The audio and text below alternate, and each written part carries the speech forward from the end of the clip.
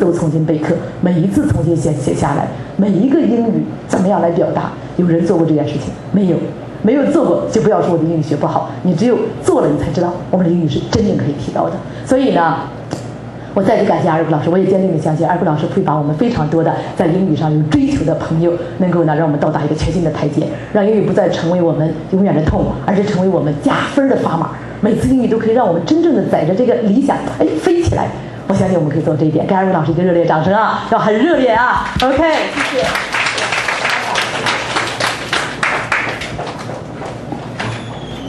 My hat gets bigger every time.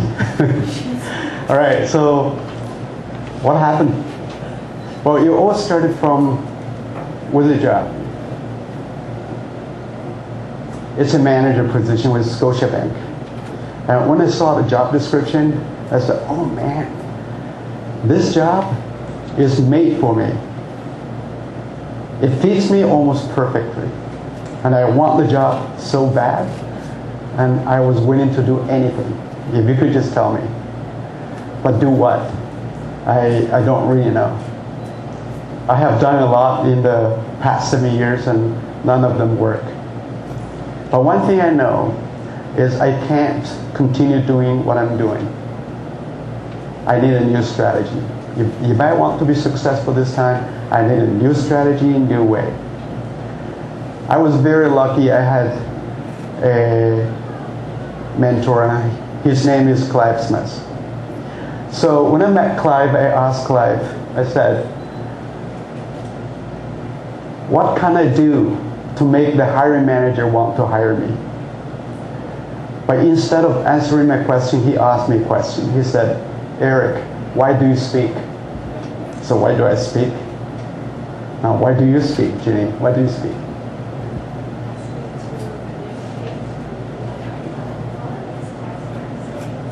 She speaks to communicate. She speaks to express herself. That's what I said. Why do you speak? The big idea to get my idea, my opinion across, to make people understand me. That's what I said. Why do you speak? To get people's attention. That's what I said. Why do you speak? Yeah. I don't want to be alone. I want to communicate with people to feel the sense of community. That's what I said.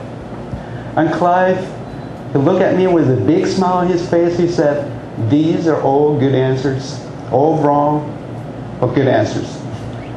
They're not wrong, he said. But they're not the number one reason why you speak. He said, the number one reason is not what you think. The number one reason is you speak to satisfy the audience. Do you think about the audience when you speak? Sure. You do? Yeah. Do you? Many of us, most of us, we probably don't think about the audience because we are too busy, just trying to get my idea, my opinion across. A lot of times you focus on ourselves, not the audience. But would you agree the audience is very important? Because without the audience, there is no need to speak. So that's the first lesson I learned. I speak to satisfy the audience. And number two, he started to explain the difference between the left brain and right brain. We all have two brains, left and right. And he said, we use our left brain to think and we use our right brain to feel. And our left brain is closed, is very cautious, and sometimes very stubborn. Yet our right brain is open, is very receptive, and very, very emotional. But the most important difference, he said, right brain makes decision. So if you really want to influence that hiring manager, if you want to influence that hiring decision, make sure you go to the right department, the right brain, because the right brain makes the decision. Now I want to tell you a story. September last year, last time of the year, I went to the north to see some pool cutter with two friends, two best friends. And on the way to the north, they started to argue in my car. They started to argue about religion. Now you need to understand the two friends of mine, because one of them is Christian and the other one, he has no religion. But this is very strange. He got a PhD from the States and he majored in religion. You laugh. What does it mean? It means the second guy, he knows a lot about something he doesn't believe. Now folks, can you imagine that debate? That was the worst debate I have ever seen in my lifetime. Because by the time we came back, they became enemies. They stopped talking to each other. I kid you not. They were like kids. They stopped talking to each other. Now I was observing, but I learned a very interesting fact from this experience. I've learned that people are amazingly stubborn. Do you agree with me? People are stubborn. And you can't tell people what to think and how to feel, can you? And this is how you should think and this is how you should feel. Can you do that? No, it's impossible. Because people want to think and feel for themselves. Right? So when you try to communicate with people, when you try to speak to people and speak to people's left brain and try to convince them with your facts and statistics, guess what will happen? They will argue with you. That's right. Because you provoke that nerve in their left brain. And they start to argue with you with their own facts and statistics. And you already lose before you even start. Because there is no winner in that kind of debate. You get that? So you can't tell people what to think and how to feel. What you can do though, is you can cause emotions in people. And emotions will make people think and feel the way you want them to think and feel. So if you just change the approach, if you speak to people's right brain, as I speak to you, you see me and you hear me. And the words and the gestures, the sounds and image, the vibration and the movement, and they all touch your five senses. The hearing, the sight, the smell, the taste, and touch. They touch your five senses and they create emotions inside of you. And the emotions will make you want to laugh, cry, hope, dream, or give money to strangers. You agree?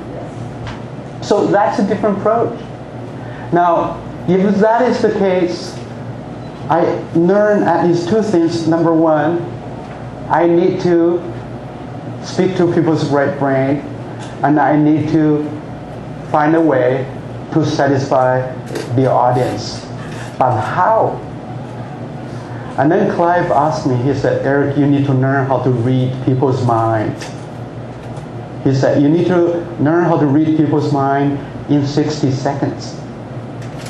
And now I'm teaching you how to read people's mind in 60 seconds. You're like, what are you, Eric, a psychic? I'm not a psychic. In fact, what's your name?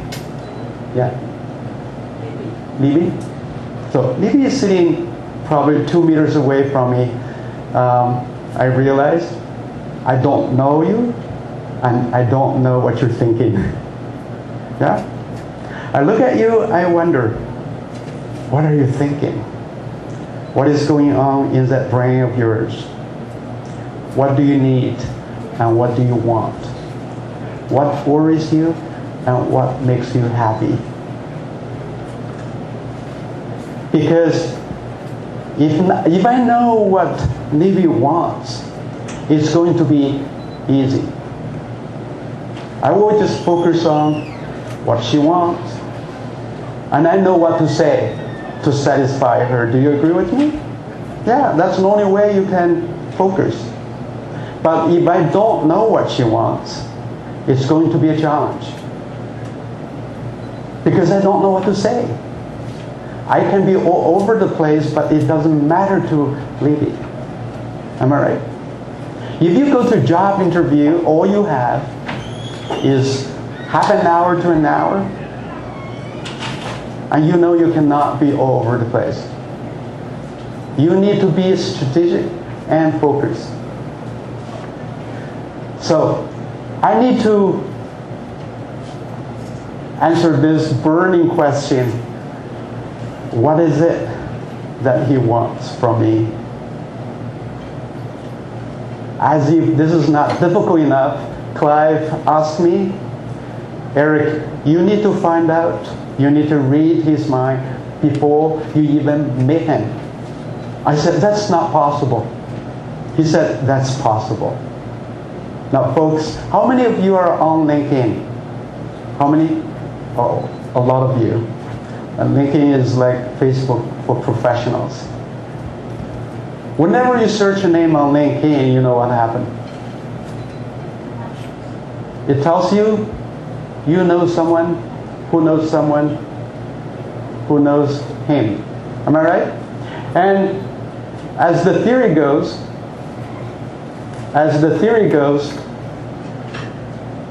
for two strangers may walk on the street and you rub shoulders with each other, but you are only 6 degrees from each other, maximum. So that is telling you there's always a way to know that person. So I realized I need to find out everything about that person, the hiring manager. I need to do some detective work. I need to find out who is the hiring manager. Woman or man, right? Tall or short, fat or thin. Any children? Pets? What's his credit card number? Password. I searched his name on LinkedIn. I found his picture. Oh, before that, I actually, I have a friend who works for Scotiabank. So I sent her the job posting. It's very easy for her to find out the name of the hiring manager. And his name is Thomas Faust. Now, Faust, what kind of last name is that? I don't know. So I Googled. It's German. It's a German last name. So in my imagination, I saw this serious German. He's 6 feet tall, and he's cranking the German sausages. Now, I searched his name on LinkedIn. I saw his picture, and I found his personal interest, his work history, his educational background. And this is not enough. And through my friend, I found out another person who used to work for Thomas Faust. I asked him out. I had a, informational interview with that person. I thought I already knew that person before I met him. So, with all the information I have, I tried really, really hard. I tried very hard to predict what kind of questions he may ask me. And I write down 7 stories to answer those questions. Not only that, I memorized all the stories. I practiced them at home. I practiced and practiced again until they're perfect. And then I went to the interview. How many people think an interview is a test? Anyway, you don't want to fail the test. Not my interview. My interview is like a date. It is actually an emotional ride. Now, Thomas and I, we liked each other right from the beginning. And a very strange chemistry started to develop. We felt like we were attracted to each other, even if we were both men and married. In the middle of the interview, I felt that Thomas, he spoke English with a heavy accent. So I was pretty sure he is an immigrant just like me. So I felt it was very safe to ask him a personal question. So I said, Thomas, what made you come to Canada? He said, I went to UK to study. And I met this Asian woman, Korean. I met this Korean woman. We got married. We went to Italy. We spent a couple of years. And then my wife wanted to immigrate to Canada. So we went to Vancouver first. We couldn't find jobs. And we moved to Toronto. We have 2 children, a boy and a girl, 5 and 3. When I heard that, my eyes almost popped out and my mouth opened really wide. I said, really? Wow!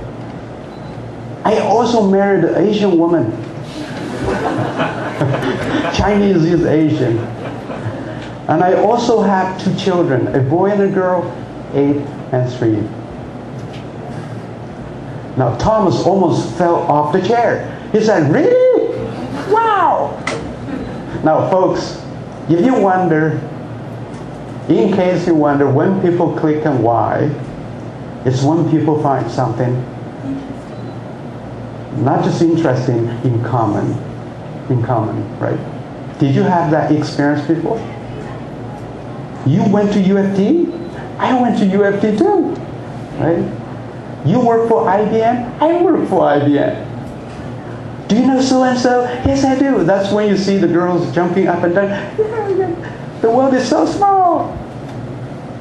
Right? Now, throughout the interview, Thomas and I, we found a few things in common. We both study system engineering, operations research, and we both work for a European bank, and we both married an Asian woman, not the same one. And we both have 2 children, a boy and a girl, 8 and 3. I found very small ways to praise Thomas as a person. Praise his team, praise his department, praise his organization. I make myself very likable. And I made myself relevant. I got a job. And I don't think it's an accident.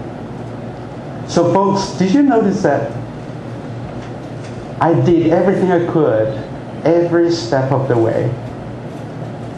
Like anything you want to do, you want to achieve, there are always things within your control and there are always things out of your control.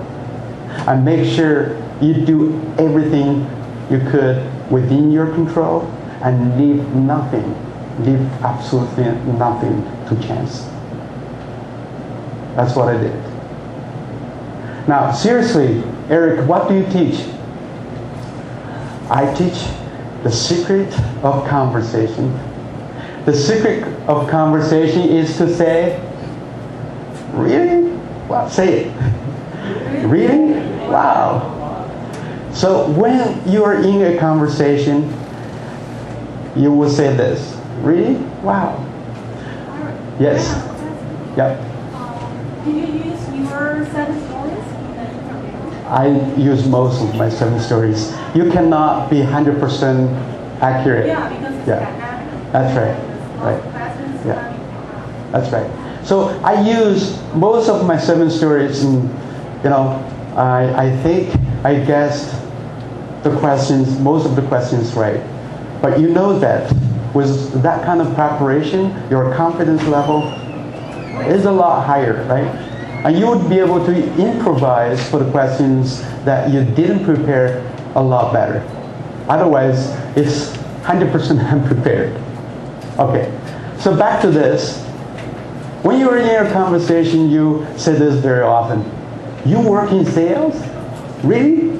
Wow! And that gentleman, you have 8 children? 8? Really? Wow! And Lily, you wrestle with a cow? Really? Wow! But the real trick is you have to say it like you mean it. Right? Most people, they say things that they don't mean.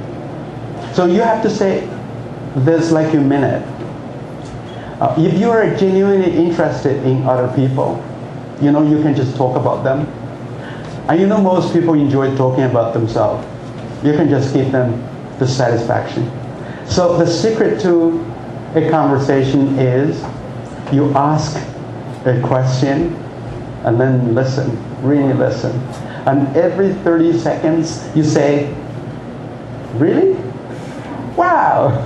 You can master a conversation, no problem. Right? Well, this is just one of the many little techniques and secrets that teach people, but it's really important because it is telling you a big part of speaking is actually listening.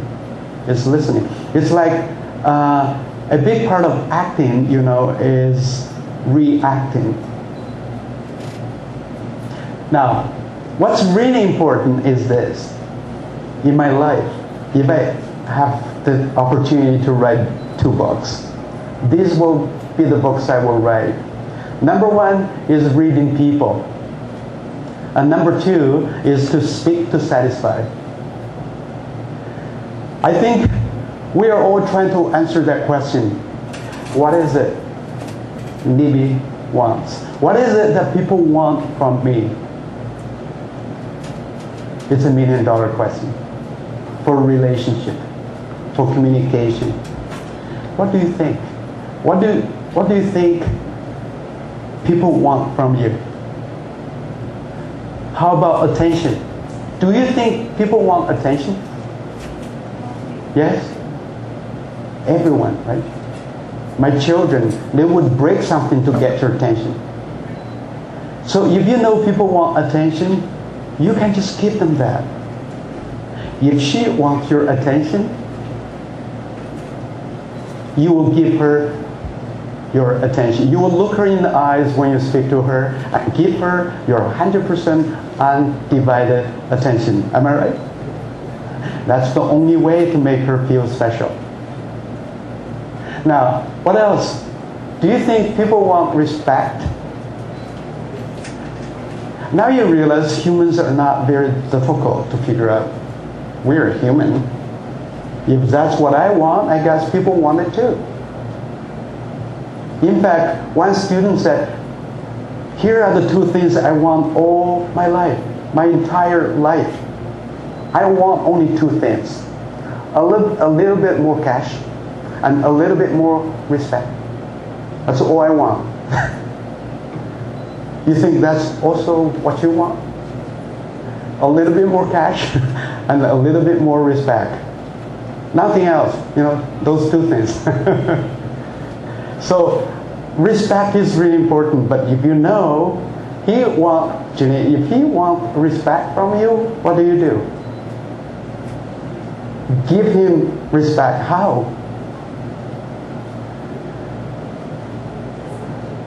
Well, you can ask him for decision, ask him for advice,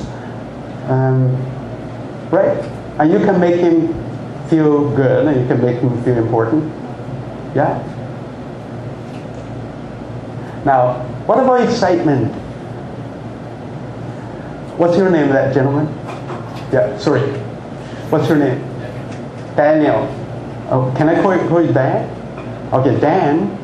Now, every day you have people walk up to you and ask you, what's up, man? What's up? What's new? Do you have people ask you that? Not really? Do you? Yeah, all the time. You always have people walk up to you and say, what's up, man? What's new? Right? So how do you answer that question? What's up, man? What's new?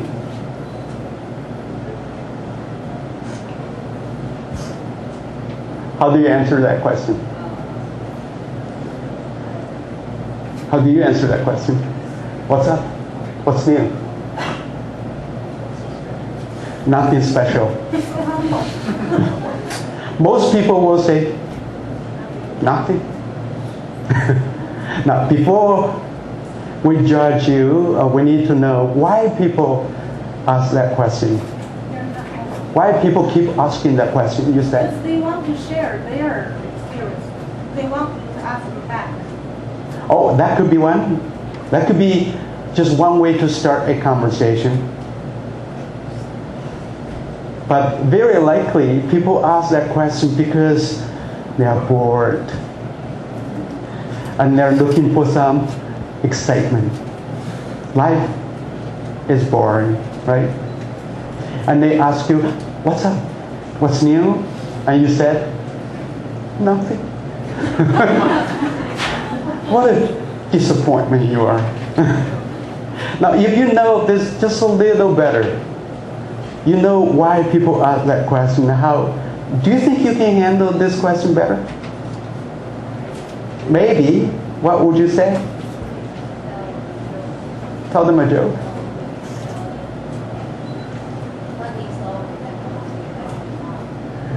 And you can say, you know, what's up? I just broke my neck. Or I just bought a new car.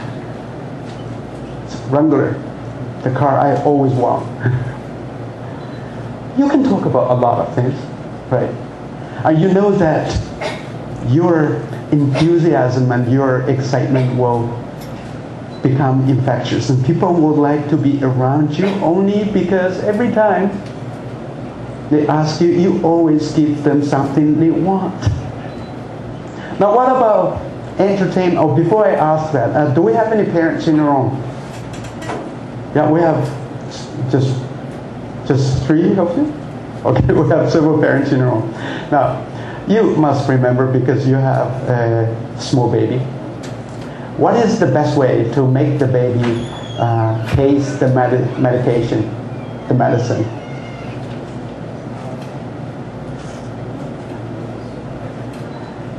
How did you make it? She's 1 year old. And she's never sick. Oh, that's good. That's very good. Wow. Sugar? Yeah. You combine medicine with candy. That's how you make the baby and the children to taste the medicine, right? Now, you have a message to send. What is the best way to get the message across? And you know that people, they all want to be entertained. What you can do is you can combine your message with entertainment and make your point, your opinion fun and interesting, and it's very hard to resist. If you know entertainment, do you think that we all want entertainment? You know, you will pay more to be entertained than to be educated. Oh yeah? So if that is the case, and I'm a trainer, I have to learn how to tell jokes. You know, because that's what you want. So, now, there are just so many things about human beings we will need to, we don't have to learn because we already know that. We just need to be aware, to be mindful, right? There are 2 ways, there are two things that get in the way of our career advancement. Number 1 is we are boring, and number 2 is we don't know that. A very friendly Canadian friend, he told me this. He said, Eric, you Chinese are too deep. That's just a polite way to say you Chinese are boring. Are we boring? No. When we are with each other, we are very interesting. But when we are with you, I find it very now, do you realize, you know, in social settings when we are doing networking, Chinese, sometimes you find Chinese awfully quiet, very quiet. Or sometimes you find some Chinese overly aggressive. You see that too? Why? Because we don't know how to control ourselves. We did the minimum and the maximum, both out of insecurity. We don't feel secure. And you realize between the minimum and the maximum, there is a range. And we need to test, we need to experiment with every point along the range until we find that sweet spot. We feel the most comfortable, we feel the most confident. We need to know, we need to learn how to control our size and speed. That's something we cannot achieve without practice. Okay? So let me go to the next slide. There are two ways to approach communication. The Chinese way and the Canadian way. And let's talk about Canadian way. Have you heard about this? Canadians think out loud. Yes? What does it mean, sir? They speak their mind. They say whatever that comes to their mind. They think as they speak, right? And sometimes they don't even think. They just speak. You're laughing because you say, if you pay attention, sometimes some of the stuff they say doesn't really make sense. Right? It happened. But hey, they all look very confident, don't they? Which makes you wonder, where is that confidence coming from? What about Chinese people? What about Chinese people? We think twice before we speak? We were told think 3 times before we speak. So she said, Eric, you're wrong. We think 3 times before we speak. That's the Chinese pro. So the problem with that is, if we think 3 times, Canadians already changed the topic. It's too late. The real problem is, if we think 3 times, we will never speak. You know yourself, right? You will think, you will change your mind. You will think, the words and sentences I put together are not good enough. I know most of you are perfectionists. You say, I either don't say anything or I get up with a perfect speech. It has to be flawless. No stumble, no trips, no stumbles. You can't be perfect. We know that, right? So we need to learn how to think out loud, how to speak up our mind. That's one. Number 2, there are 2 kinds of English. The academic English and the natural English. In the past 15, 20, even 25 years, what we have learned is academic English. We learn English as a subject. We use a textbook, right? We started with words and grammar. A set of rules that's telling you what you can or cannot do. We remember only things we cannot do. That's why we cannot speak. What is natural English? Natural English is exactly the same way a baby learns to speak. It's how we learned to speak Mandarin or Cantonese or whatever your first native language is. How we learned that? Listening and repeating. That's exactly what we did. We watch the adults talk. We copy them and we pick it up, right? We just pick it up. You realize the babies learned to listen and speak way before they learn to read and write. And some people never learn to read and write, but they always know how to listen, understand, and speak. It only makes sense that we learn the second language the same way we learn the first language. But sometimes we forget that. So if that is true, I'm going to play a game with you. This is a comic. How many of you like comics?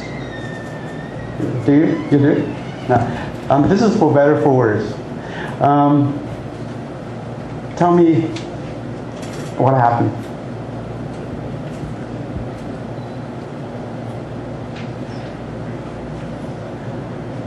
So 3 children were watching TV, and 2 boys and a very little girl.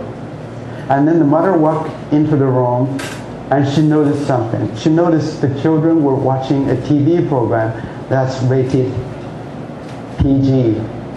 What's PG? Parental guidance? What does it mean? It means the program is not appropriate for their age. So the mother said, I don't want you to watch this, it's rated PG. And that's beyond them. They don't understand. And between the 2 boys, one is looking at the other one, what's PG? And the other one said, I'm not sure, but I think it means pretty good. You laugh. Why do you laugh? It's funny, right? It's funny. It's interesting. Do you think you will remember this? You think so? Probably. Do you think after you walk out of this room, or maybe next time when you see PG, it will remind you of this comic, of this? It's a story, right? It's a story. It's very hard to forget. You see, a story is the best way to learn a language because a story has a context. And the context solves the problem of meaning. If you remember the context, if you remember the story, guess what? You remember everything. You remember the words, you remember the sentences.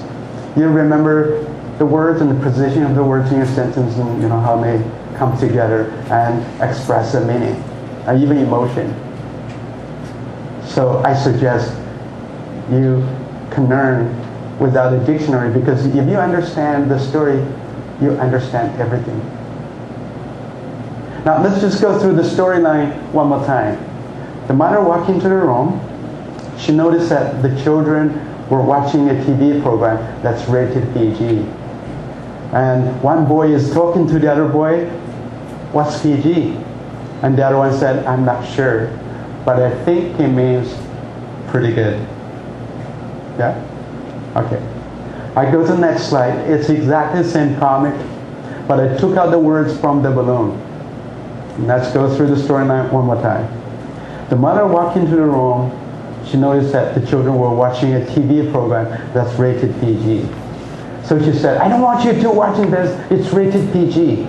And one boy is talking to the other one, what's PG? And the other one said, I'm not sure. Did I tell you there will be a test? But you pick it up. How did you pick up? How did you pick it up? I don't know. I just remember without trying. You realize that? Do you want to learn English this way without trying? This is just so much easier. It's interesting. You want another experiment? Okay. I want to show you this joke. People say, oh, Eric, you're gross. It's a fart joke. Now, let's just go through the routine. It says, question. Question. Did you ever have to fart? On a bus, or an airplane, or in some public place. But you haven't been farting all that day. So you didn't really know the nature of the beast. What's the nature of the beast? What's that? Well, the smell of the gas, right? Is it good? Or is it bad? So you didn't really know the nature of the beast. You only knew You didn't really know, you only knew. You only knew there was lots of it. Now, you're trying to explain a very complicated situation. In a situation like that, what you have to do is to release a test part. You have to arrange to release quietly and in a carefully controlled manner about 10 to 15% of the total part in order to determine if those around you can handle it. You're laughing. Is it funny? Would you like to watch it? Yeah? Let's watch it. You know, I got this from YouTube, so let's just watch. By the way, George Carlin, the comedian, he passed away in 2007, but he is a great comedian. Let me just get.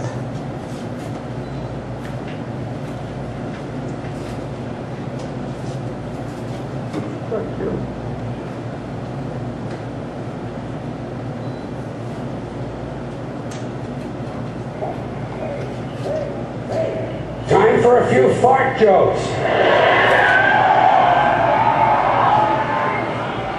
Well, a comedy show me without a few fart jokes. Question. Do you ever have to fart on a bus or an airplane or in some public place, but you hadn't been farting all that day, so you didn't really know the nature of the beast? You only knew there was lots of it. In a situation like that, what you have to do is to release a test fart.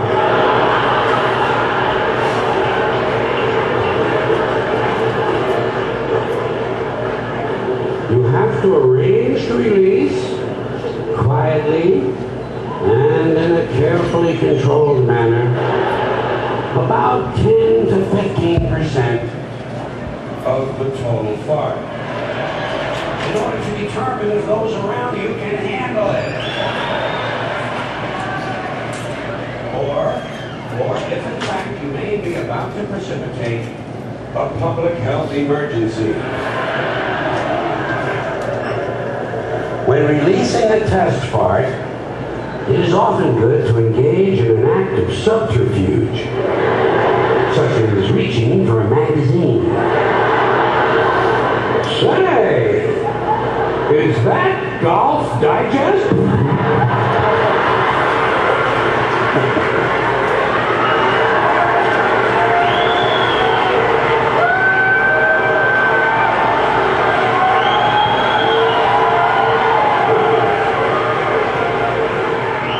That doesn't smell too horrifying. In fact, in an odd way, it's rather pleasant. I think I ought to enjoy the rest of this baby.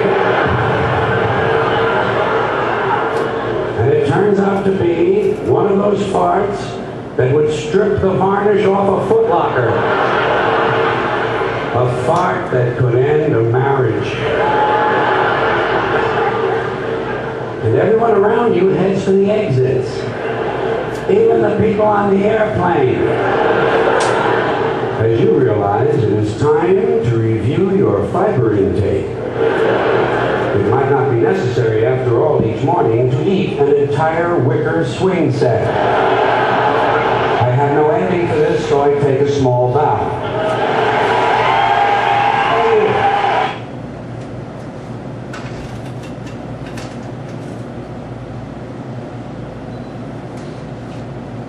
Do you enjoy him?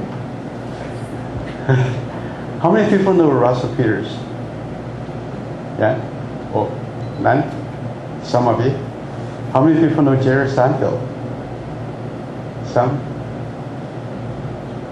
Well, George Carlin is a huge influence in both people. Now you heard people laugh all the time. What does a comedian do? First of all, did George use a word that sent you to a dictionary? No, right? What does a comedian do to make a living? To make you laugh. What if you don't laugh? And then he's dead. Then he's dead meat. As a comedian, it's his job to make you laugh. And if you don't laugh, he's dead. So for that reason alone, he cannot afford even the smallest possibility of confusion or misunderstanding. I don't know if you get that. Because if it happens, if you allow that to happen, it's going to be a disaster. Right? So for that reason, comedians, they are the masters of English language. They use extremely simple words, short sentence, sometimes to express very, very complicated meaning. And they're very effective in communicating. So we use a lot of materials from comedians, and we learn from comedians. I want to go through this one more time. Just follow me, but let's just go through this, the routine. He said, question, did you ever have to fart on a bus, or an airplane, or in some public place, but you hadn't been farting all that day? So you didn't really know the nature of the beast. You only knew there was lots of it. In a situation like that, what you have to do is to release a test fart. You have to arrange to release quietly and in a carefully controlled manner about 10 to 15% of the total fart, in order to determine if those around you can handle it. Now you realize I took out the words. I'll see if you can pick it up. So just repeat, just follow me. Question, did you ever have to fart on a bus or an airplane or in some public place, but you hadn't been farting all that day? So you didn't really know the nature of the beast. You only knew there was lots of it. In a situation like that, what you have to do is to release a test fart. You have to arrange to release quietly and in a carefully controlled manner about 10 to 15% of the total fart, in order to determine if those around you can handle it. Do you think it's easy? It's quite easy. Let me tell you why. Especially when you have a story, a context, it's very hard for you to lose your train of thought, because it has a lateral storyline, it has a lateral structure. What happened first, and then what, and then how it ends. It has a natural sequence of events, and it's very hard for you to forget that. Okay, so now it comes to this time. I don't know if this happened to you before. You have a good idea. Sometimes you say, sometimes I have better ideas than my Canadian friends. Say you have a good idea, but you just can't find the right words to say what you want to say. Did that ever happen to you? All the time, right? All the time. But we went to school 15 years to learn how to use words to make a sentence. It's all Jew, right? And we were taught in the school on how to use words to make a sentence. But it's so hard to do during a conversation, in a hurry. You are in a hurry during conversation. Somebody said something and you feel the need to say something back. And you search your brain, you open the mental closets and drawers, and you only find a few words and you put them together to make a sentence. You arrange and rearrange them. Still not sure if the sentence is any good. But that's like 10 seconds already. So you are in a rush to get it out. So you say it anyway. But 9 out of 10 people cannot hear you. And the one who can hear you is the one sitting next to you. But he says, what do you mean? You want to kill yourself, right? You want to bang your head against the wall and kill yourself. Folks, I did what you did. Try to use words to make a sentence. Didn't work. And you never will. This is so hard. At some point, I look at this situation and said, geez, there's got to be a better way. Use words to make a sentence. Use words to make a sentence. Use words to make a sentence. I repeat this over and over again, and then I had an epiphany. Why? I realized, same idea, Canadians, they can always say it better. Why do I have to create my own words if I can just copy them? Right? Copying is much easier than making. Make sense?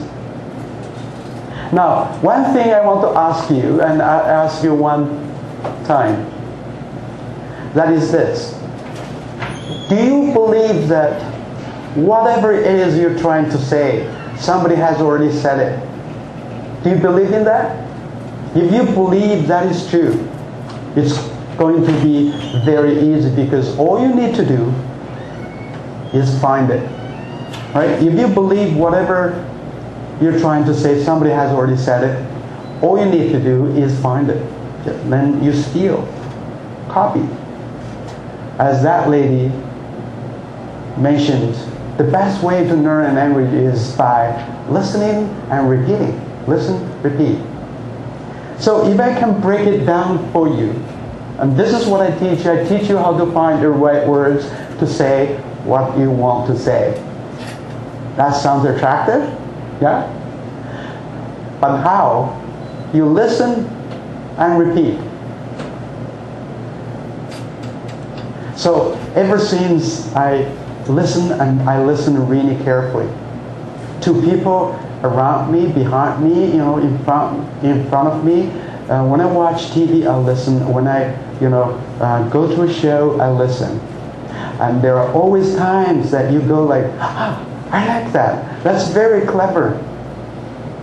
And then I take mental notes.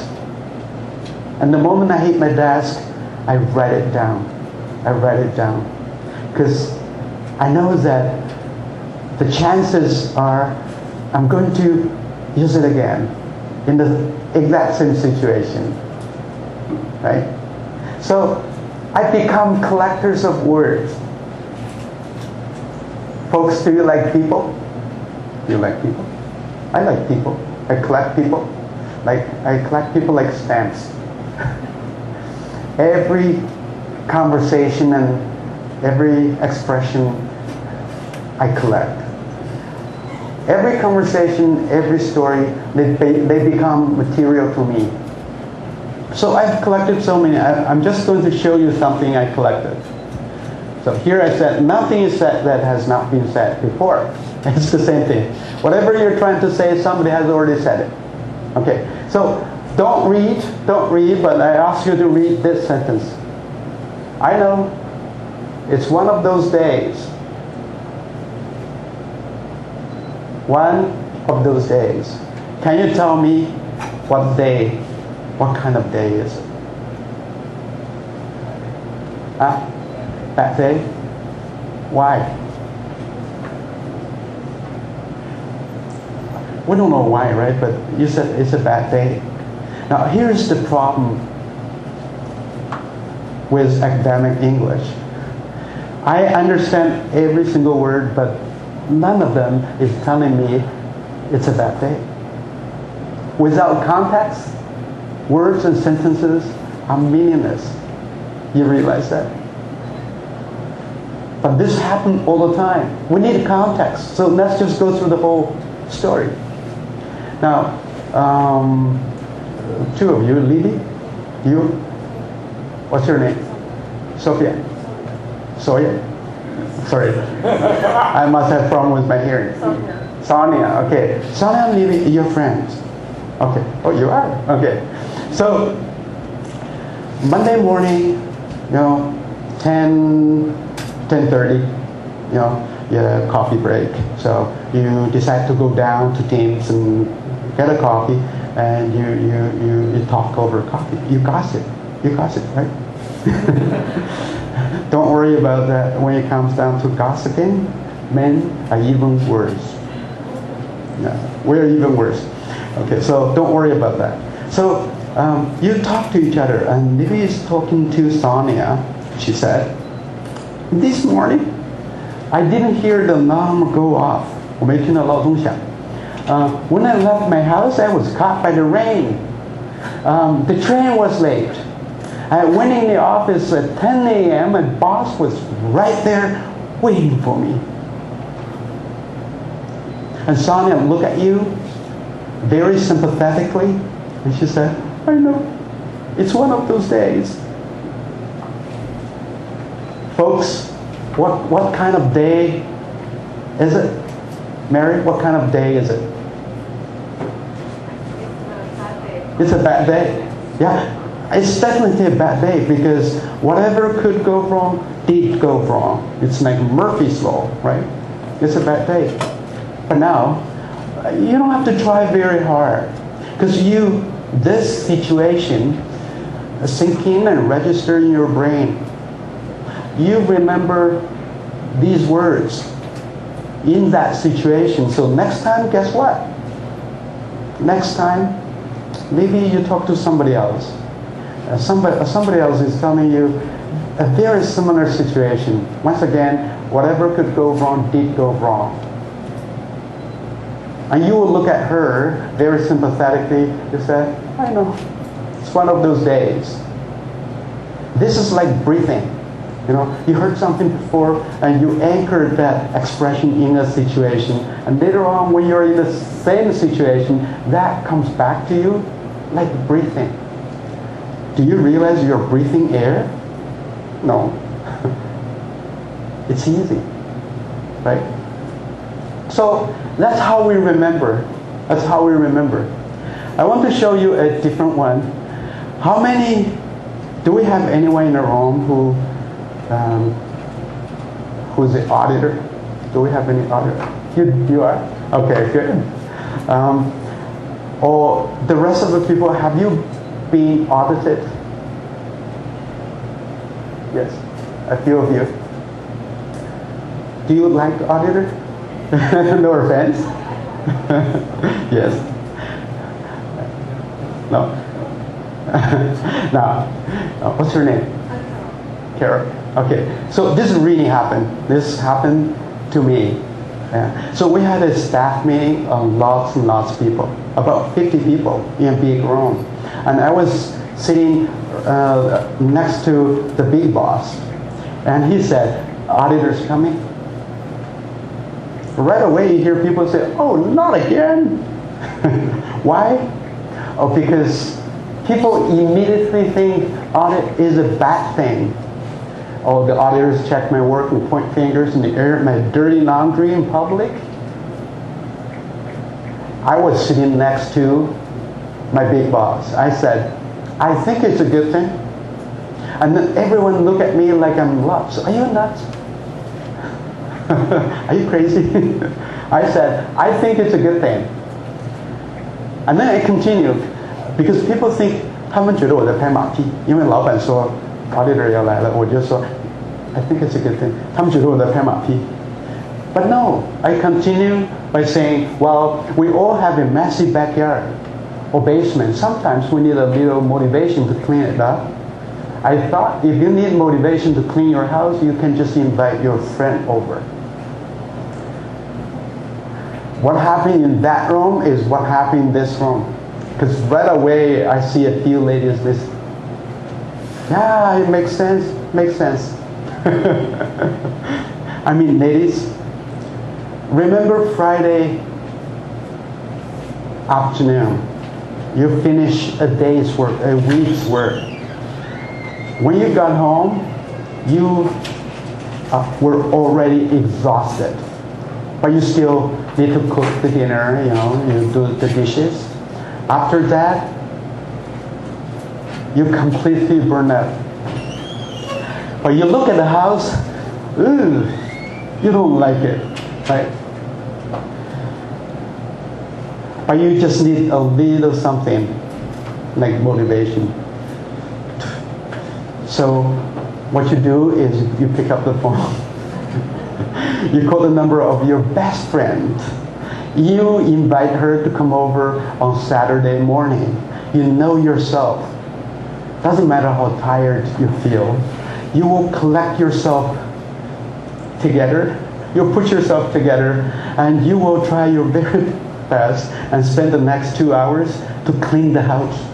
Because it's your human nature to show your best friend your house spotlessly clean. Is that true? That's true. And it's human nature. And everybody understands it. Is that a good story? It's a very good story. And I'll tell you the power of the story. And my students, obviously, they have this story. One guy, young guy, he got a new job with BlackBerry. And not very soon after, he was audited. And he told me, he said, people, they don't talk to the auditor. I don't know why. They don't want to talk to the auditor. And just one time, he was in the kitchen and the auditor was in the kitchen, just two of them. He remembered this story. And he said something just like this. He told the auditor, he said, I have respect for your work because you're doing your job. I think it's a good thing. He started to, I think it's a good thing. Well, we all have a messy backyard or basement, and sometimes we just need a little motivation to clean it up. I thought, if you need motivation to clean your house, you can just invite your friend over. I think you're my friend. The auditor actually got a little, he's a man. He actually got a little emotional. Not everyone thinks like you. You know what? He had an easy time. He had a very easy time. But folks, doesn't matter what we do. We do things out of respect, right? And relationship is very important in your workplace. You realize if the relationship is good, everything is good. Everything will take care of itself. And if the relationship goes sour, doesn't matter what you do. It's really, really important. And stories like this sometimes goes a long way to maintain, improve, and build your relationship. Stories are the currency of human contact. You wish you had more. You wish. Okay, so these are gold nuggets. Good, eh? But sometimes you just need a little something for everyday conversation. So between the two of you, let's say Sonia, she just helped you to fix something with the computer. What do you say to her? How do you praise a woman as a woman?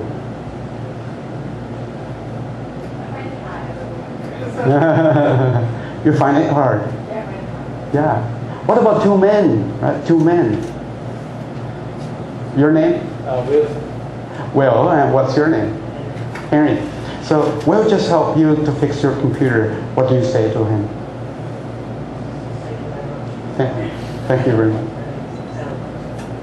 You're very talented. You're very talented. That's what most people will say. Thank you very much. Thank you. You're very welcome. Very business-like. Nothing personal. It's good. It's better than say nothing, but it's not good enough, right?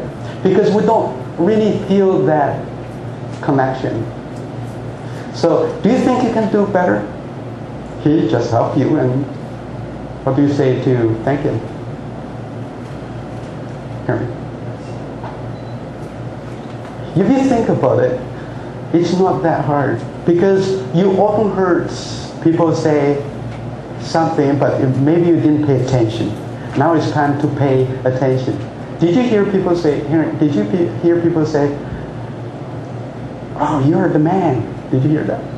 You rock. You're awesome. Fantastic. Fabulous. Well, what am I going to do without you? You know, I heard two people, they're roommates in the school. One guy is Indian, and the other guy is Chinese, from Nanjing. The Chinese guy is very good at cooking. The Indian guy is man, I have gained, 10 pounds in 1 month. If he is a woman, I would have married him. So how do you praise a man as a man? You're the man. Right away I heard ladies say, can I say you're a woman? No, why not? I don't know. You just don't hear that very often. But you can say, you're the best. So what else can you say to another woman?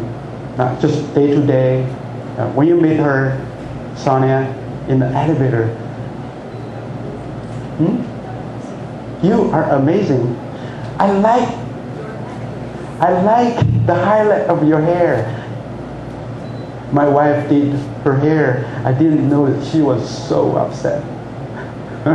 But women, they're very observant. So, oh, that dress looks real good on you. You have such good taste. Right? You go to her cubicle, you also observe, you see the picture frames. So, you have beautiful children. And I mean, all the mothers, they will not get tired of hearing you praising their children. They will, say more. You haven't seen each other for some time, and you say, geez, every time I look at you, you look younger. What did you eat? In fact, a salesman, he was the best sales. So people asked him naturally, what's your secret? He said, I always go to the neighborhood and lock on the door. Many stay-at-home mom, but I remind myself every time I knock on the door and a woman opened the door, I would always ask, is your mom home? Or actually, I am the mother. It's very easy for me to sell.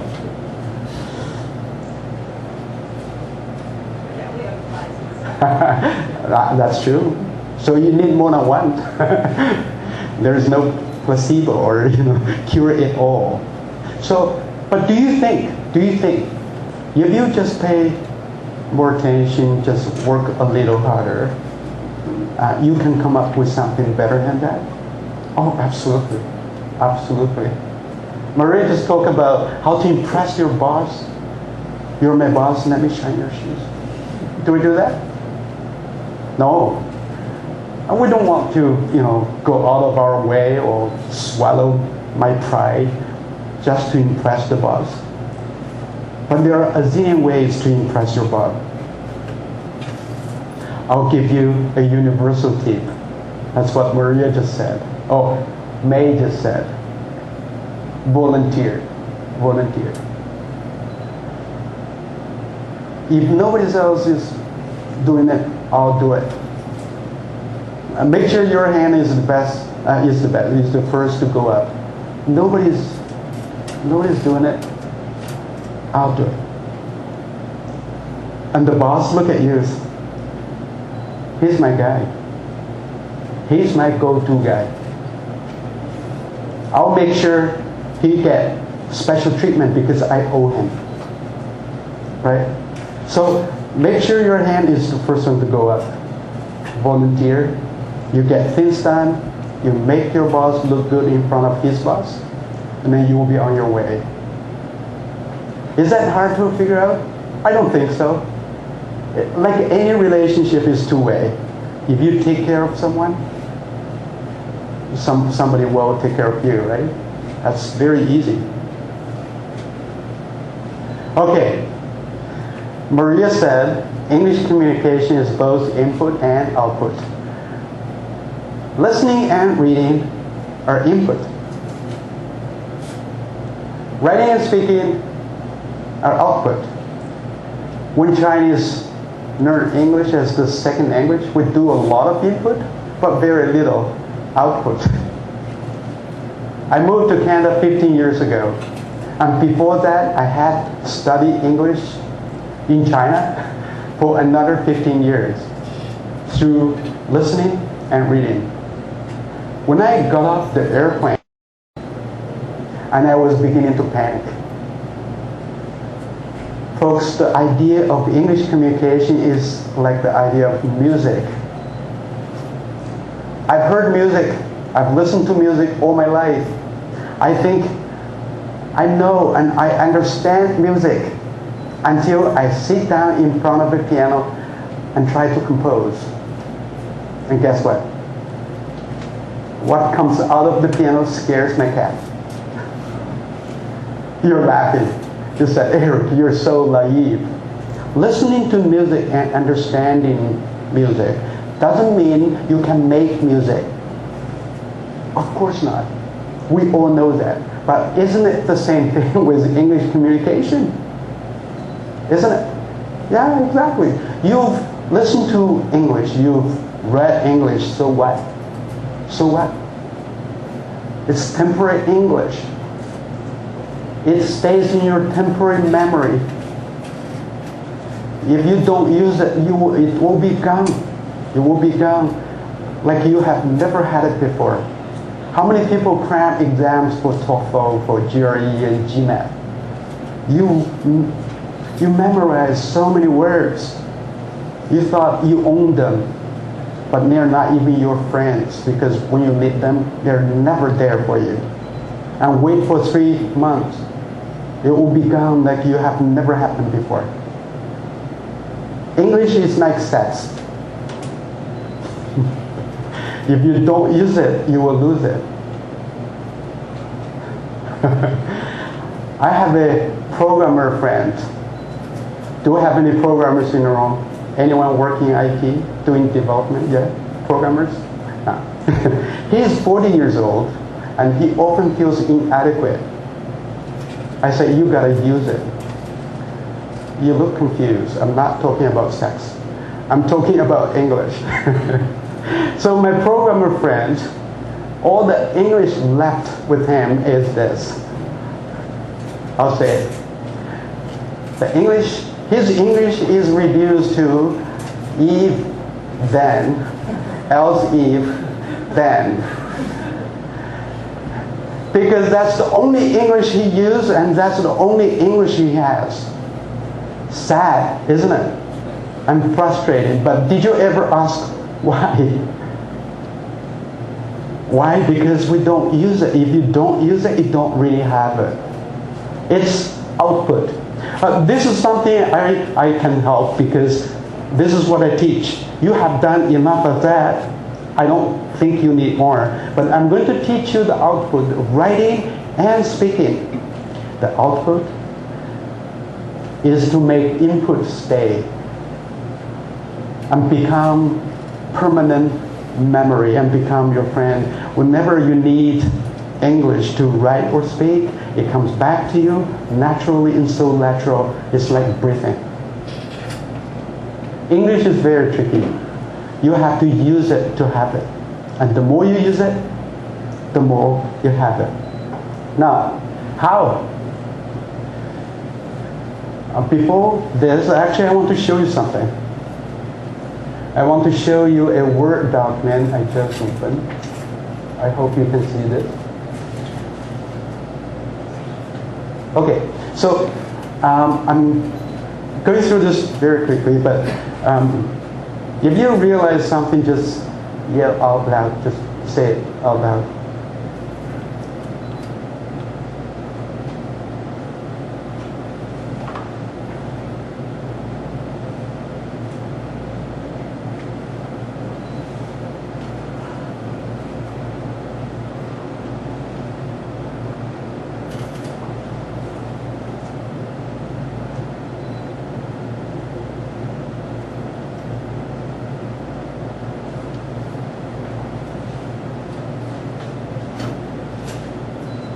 Did you realize anything?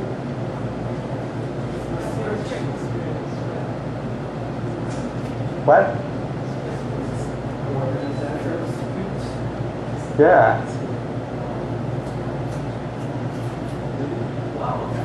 Really? Wow.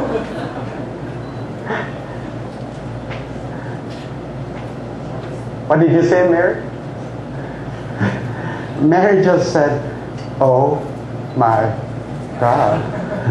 She said OMG twice. Oh my God. Oh my God. She said, Eric, you wrote down everything you just said. I did. So my question to you, really well, my question to you is, it's $1 million question. Is it possible to write down everything you have to say? I want your honest answer. Is it possible to write down everything you have to say in your life? It's not possible. What's your name? Lisa. Yeah. So you think it's not possible? Can you tell me why it's not possible? Because something like so that I can speak, I sort of remember that, Mm-hmm. and then after you don't use it, Mm-hmm. yeah. You will forget, yes. But maybe if you don't use it, either you don't speak at all, or if you speak, or you speak, or that is not something you will likely say again. But the question to you is, why it's not possible to write down everything? Because you have a reason. You say, well, you cannot predict every situation, or there will be surprises, and not every day is predictable. Is that the reason? I thought I can remember, I don't know. That's good too. That's good too. That's good too. But what? That's good too, Lisa. But if you can take mental notes and you memorize, that's good too.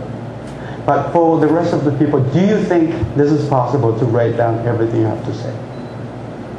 No. Why not? Why not? Sometimes that's too easy to write.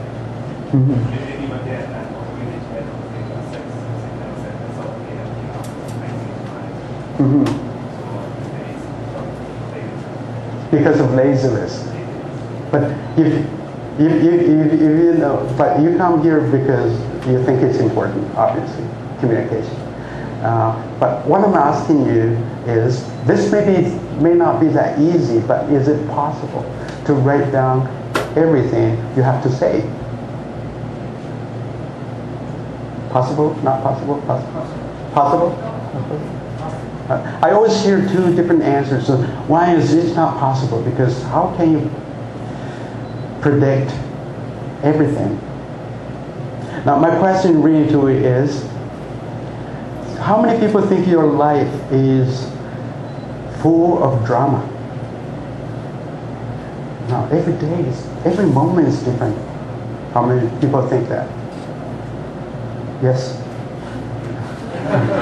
I want your life. My life is plain boring.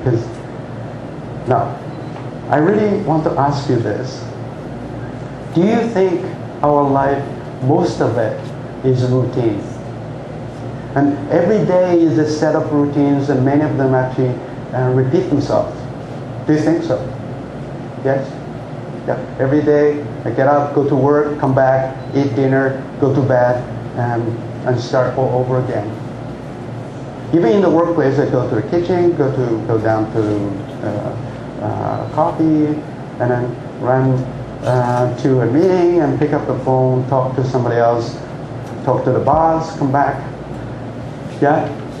So if you think every day is a set of routines, and many of them tend to repeat themselves, do you think it's still possible to write down a script for every situation? You can't do that overnight, but you can eat an elephant just one bite at a time. Let's say you could come up 100 typical situations, and you set a goal for yourself. I'm going to write a script for every single one.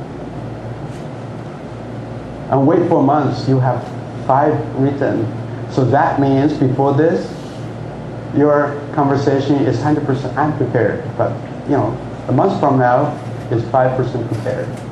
3 months from now, 10%. 6 months? I totally agree. Because sometimes the situation, I thought I have maybe 10, 30 answers. Yeah. Yeah. So I can write it down. Yeah. And then after a few weeks and months, I really So you forget some of them. Even Maria, you will think most of her speech was really good. She had some really good routine. 她有一些很好的段子。But she doesn't write it down, and after 2 years, she forgets some of them. Yeah? So, just think about this. Just give it a thought. Your life is never 100% predictable. Otherwise, why do we leave? we want some surprises. But let's say 70% of every day is predictable, and same situation will come up again, and you have the opportunity to recycle the same script. Is that nice? Now you go to a job interview, you go to a performance appraisal, and you talk to your clients, and in just so many situations, the coffee shop, the elevator, even bathroom, right? On the driveway and talking to the neighbor, a lot of it, I think you can recycle the old material. And the best part is you don't have to write everything yourself. You can steal. You can use somebody else's. But from today onwards, we will need to be very attentive. Whenever you have something good, write it down, because you might use it again. Is that a good idea? Yeah? So, you see this? A little kitten just walking by the big dogs. Now, many times, now, some of us have children. If there's only one thing you can give to your children, one thing, what would it be? Money, or I would give confidence to my children. I think with confidence, other things will come. Would you agree? But what is confidence? Confidence is like wind. You can't see it, but you can definitely feel it. Confidence is a feeling, isn't it? And you can't wait for the feeling to come to you, but you can create the feeling by acting like the one you want to be. There's a very good tip I want to share with you. Confident, happy, and secure people stand out because what's on the inside shows on the outside. And this is something I really, really want to pass on to you. But how? Here is how. Fake it. Fake it until you make it. If you want to be a manager, just act like a manager. If you want to be a confident person, act like a confident person. If you want to be a good speaker, act like a good speaker. Pretend everything is fine, even if you're terrified, for 2 minutes, and then 5, and then 10. And after you pretend long enough, after you fake long enough, you will become one. And this is such a powerful and practical tip. Fake it until you make it. This is the final tip I want to give you. Don't study English. I have friends who are like walking dictionaries. They remember the most difficult words in English, and they remember every rule from English grammar book. But this is very strange. They cannot speak. I don't know a lot of English words, and I can't explain how English grammar works. I don't worry about making mistakes. I just let it go. I just let the conversation flow, and I'm doing all right. You see, if you focus on perfection, I think if you learn a little bit more grammar and a little bit more vocabulary, you'll be ready to speak. I can tell you that right now. You will never be ready. And the truth is, you are always ready, like right now. The realm of possibility exists where? It exists here. If you think you can do it, if you believe it, you're right. And if you believe you cannot do it, you're right too. You're right either way. It's really up to you. But it's my belief that those people with less theory but more experience will do better in their life. When people run out of excuses and they tell me, Eric, you are lucky.